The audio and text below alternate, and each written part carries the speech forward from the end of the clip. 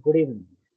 I am Professor Akhil Masurkar, Assistant Professor designated in the Department of Electronics Engineering. My email ID is akhil.masurkar@vit.edu.in, so you can reach me out at this email if you have any doubts. Today I am going to present or give you an orientation on the subject Digital Logic Circuits, Semester 3 Electronics Engineering. So let us go ahead. Before we go ahead, something about myself. My educational background: I have done my BE in Electronics from Mumbai University, my Masters of Electronics Engineering again from Mumbai University in the year 2012, and I am pursuing my PhD from VJTI Mumbai. So, like you, I am also a student of Electronics Engineering. Teaching related, I have a teaching experience of around 12 years, research experience of around 2 years, and administrative and managerial experience of around 12 years. Few major department roles that I am in: departmental final year project coordinator, in charge VLSI design in MEMS lab, and member of the purchase committee of electronics engineering. Some professional memberships that I hold: I am a life member of ISRS, life member of IST, member of IEEE, and member of GRS. Coming to the course Digital Logic Circuits, this is the subject code, that is ELC 303 as per the University of Mumbai. Some course prerequisites are basic electrical and electronics engineering. So basic electricity and electronics engineering is a subject which you have already done in the first year of engineering in the semester 1 of first year engineering. Course objectives: perform code conversion and should be able to apply Boolean algebra for the implementation and minimization of logic functions. Analyze, design and implement combinational logic circuits. Analyze, design and implement sequential logic circuits. Design and implement various counters using flip-flops and MSI chips. Understand TTL and CMOS logic families. Understand basics of Verilog hardware description language. So this is the course objective. The major topics are fundamentals of digital logic design, combinational circuits, elements of sequential logic circuits, then sequential logic design using the above sequential logic circuit, logic families and programmable logic devices, and then finally introduction to Verilog, which is a industry programming language.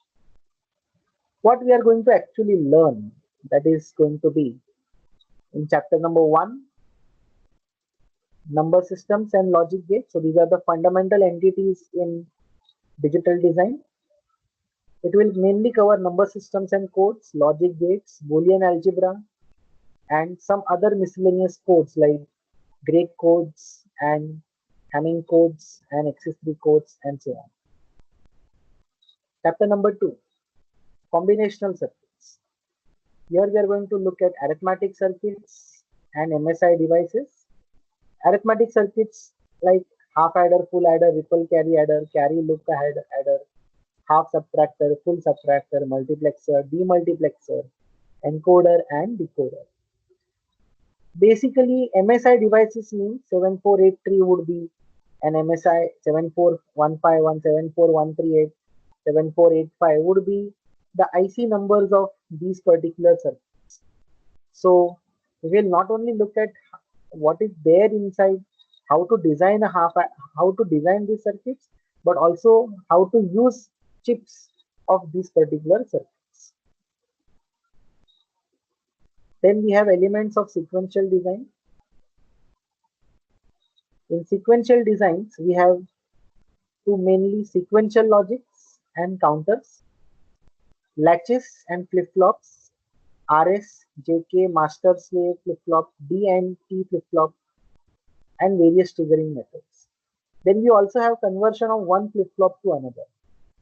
Counters, because many times we might not have one flip-flop, but we may have another one. For example, we may have JK, but we may not have D and T. So can we convert JK to D and T? That is the question. So that is what we are going to learn. Counters. Counters are of two types, synchronous and asynchronous counters, and counters we can count up or we can count down. Counting up means 1, 2, 3, 4, 5, 6, 7, 8. That is counting up. And counting down means 10, 9, 8, 7, 6, 5. So most of the counters are down counters because we would like to do an operation at the count of 0. Computers also implement a very famous counter called as watchdog timer, which is basically which is counting down after a certain amount of time the action is taken and maybe the screen goes off or something happens. Then we have in chapter number 4 sequential circuits. So sequential circuits will be based on two main principles, that is Moore circuits and Milli circuits. Now this once we design using Moore circuits and Milli circuits, we will have to deal with state reduction techniques and state assignments, and a concept further to that is sequence detection. Then we have sequential logic design practices. So all these Moore and Milli machines, like before, we will implement them using some or the other IC. In chapter number 5, we have programmable logic devices. In programmable logic devices, we will first mainly see TTL and CMOS, and then the concept of PAL, PLA, CPLD, and FTP. Now, why programmable devices are important? Because you can reprogram the same hardware again and again. So you can make it today, you can make it behave like a counter, tomorrow you can make it behave like some up counter, then maybe down counter. So it is up to you how you program it. So that is why there is a concept of programmable hardware in digital design. Very famous. There are very few people who work in these domains. So that is why it is a highly recommended thing for how to program this device. Now the way to program is by using a programming language, and the name of the programming language here is Verilog. Verilog means Verilog hardware description language. So you are going to describe the hardware, how one thing is connected to another, and so on, and its core features. Verilogs also have some statements. That is, in C language, you must have heard about do while loop, if loop, for loop. There are so many statements. So in here also, we are having different kinds of statements. Examples that we are going to see are adders, mux, demux, counters, etc.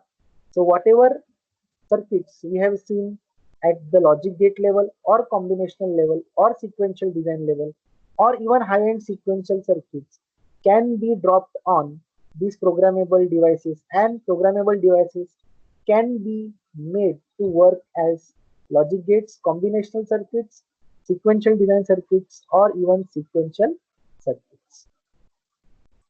This is a basic application of temperature monitoring. Here you can give the input to this keypad to the digital processor. So let's say the desired temperature is 100 degrees Celsius. Currently the temperature is maybe 0 degrees Celsius. So you will get a value here which is going to be a digital equivalent of what temperature you want inside. So that digital value is converted from digital to analog using a DAC or digital to analog converter and given to the heater coil. The heater coil produces the heat, and then the sensor senses that heat. Then the sensor generates an electrical signal, gives it to an amplifier.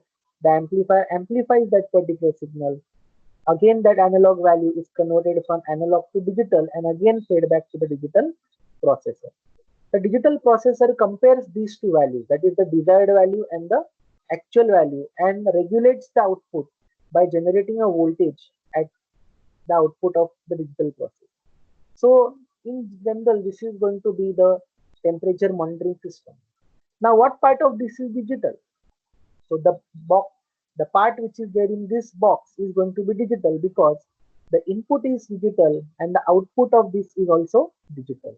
The input that you are going to give is probably a BCD value, something from 0 to 9, that gets converted into a digital value, which is given to a digital processor, and the output of the digital processor is also a digital equivalent of voltage, which is then converted to analog. So input is digital, output is digital.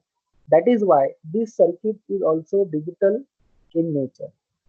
If you look at the next block, that is this one, here the input is digital, but the output is analog. Here the input is analog, but the output is digital. Therefore, these circuits are called as mixed signal circuits. They deal with both analog as well as digital signals. Further, when you go, here we have heater coils and sensors. So this is basically electronic instrumentation. The output of the sensor is a very weak signal, so you need to amplify it. So you require electronic circuits to do the pre-processing and removal of noise. So that is why we have to go for amplifier and filter. So that is done by the help of analog circuits. So together, this is one complete electronic system. Now what we are going to mainly focus on is this part. That is the one enclosed in the red box. That is digital logic circuits. Input is digital and output is also digital. Now, important part is we will be focusing on this part, digital processor, that is using fixed hardware, and towards the end of the course, we will be moving to FPGA, that is using programmable hardware. So fixed hardware and programmable hardware. This is going to be the scope of our study. Few more applications that I would like you to go through is traffic signals, vending machine, digital stopwatch, digital dice, decorative lighting. There are many other applications. So traffic signals, they count. So the light becomes green to orange or orange to red depending on certain counts. So there we have digital logic. Vending machine, when you press when you want to buy an item from the vending machine, you need to press some button, so that button corresponds to a particular place and a value of that particular product, and hence the machine vends you that product. Digital stopwatch, we have digital dice, we have decorative lighting. In Diwali we buy different decorative lighting. So in that the lights have different sequences. These sequences are controlled by using some digital logic.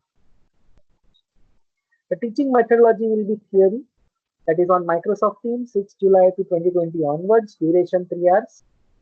Experiments, total 10. Software required will be Logisim, LT Spikes, Digital Schematic Xilinx. IEEE paper review, this is a very important activity according to me, shall be based on IEEE transaction papers, not earlier than 2018. Course project shall be based on problem-based learning. Quizzes, 5 quizzes shall be conducted in online mode. Grading, IA 20 marks, end semester exam 80 marks, term work 25 marks, and oral exam of 25. Typical setup. This is the typical setup that I want you to have. Probably a desktop or a laptop with lot of space around it, and preferably a coffee also. For better experience, you must have your vit.edu.in IDs. You must have a laptop or a desktop, good internet connection, good quality webcam, sturdy table, so that it can accommodate laptop as well as a notebook, good quality headphone with a microphone. Avoid the use of mobile phone for participating in online lectures, because many times there are network issues in the online platform. However, in an unavoidable case, you may use mobile. Microsoft team details for the course are as follows: name of the team and team code is as given. Thank you. Welcome to online academic session 2021.